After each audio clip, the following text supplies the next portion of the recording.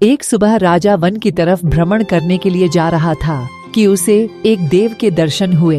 राजा ने देव को प्रणाम करते हुए उनका अभिनंदन किया और देव के हाथों में एक लंबी चौड़ी पुस्तक देखकर उनसे पूछा, महाराज, आपके हाथ में यह क्या है? देव बोले, राजन, ये हमारा बही खाता है जिसमें सभी भजन करने वालों के नाम हैं। राजा ने निराशायुक्त भाव से कहा, कृपया देखिए तो इस किताब में कहीं मेरा नाम भी है या नहीं। देव महाराज किताब का एक एक पृष्ठ उलटने लगे, परंतु राजा का नाम कहीं भी नजर नहीं आया। राजा ने देव को चिंतित देखकर कहा, महाराज, आप चिंतित ना हो, आपके ढूंढने में कोई भी कमी नहीं है। वास्तव में ये मेरा दुर्भाग्य है कि मैं भजन कीर्तन के लिए समय नहीं निकाल पाता और इसीलिए मेरा नाम यहाँ नहीं है। उस दिन राजा के मन में आत्मग्लानि सी उत्पन्न हुई, लेकिन इसके बावजूद उन्होंने इसे नजरअंदाज कर दिया और पुनः परोपकार की भावना लिए दूसरों की सेवा करने में लग गए। कुछ दिन बाद राजा फिर सुबह वन की तरफ टहलने के लिए निकले तो उन्हें वही देव महाराज के दर्शन हुए।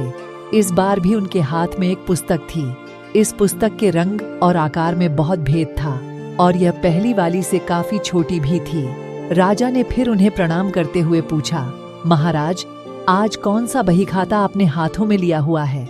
देव ने कहा, राजन, आज के बही खाते में उन लोगों का नाम लिखा है जो ईश्वर को सबसे अधिक प्रिय है। राजा ने कहा, कितने भाग्यशाली होंगे वे लोग। निश्चित ही वे दिन रात भगवत भजन में लीन रहते होंगे। क्या इस पुस्तक में कोई मेरे राज्य का भी नागरिक है? देव महाराज ने बही खाता खोला और ये क्या, पहले पन्ने पर पहला नाम राजा का ही था।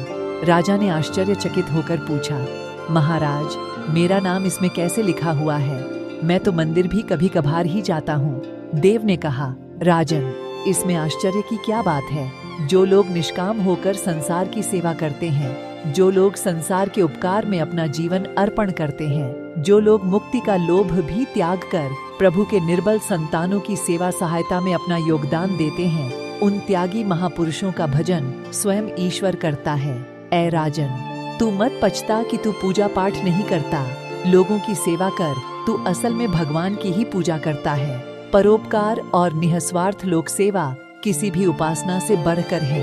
मित्रों, जो व्यक्ति निस्वार्थ भाव से लोगों की सेवा करने के लिए आगे आते हैं, परमात्मा हर समय उनके कल्याण के लिए यत्न करता है। हमारे पूर्वजों ने कहा भी है, परोपकाराय पुण्याय भवति, अर्थात दूसरों के लिए जीना, दूसरों की सेवा को ही पूजा समझकर कर्म करना, परोपकार के लिए अपने जीवन को सार्थक बनाना ही सबसे बड़ा पुण्य है। और जब आप भी ऐसा करेंगे तो स्वतः ही आप वह ईश्वर के प्रिय भक्तों में शामिल हो जाएंगे।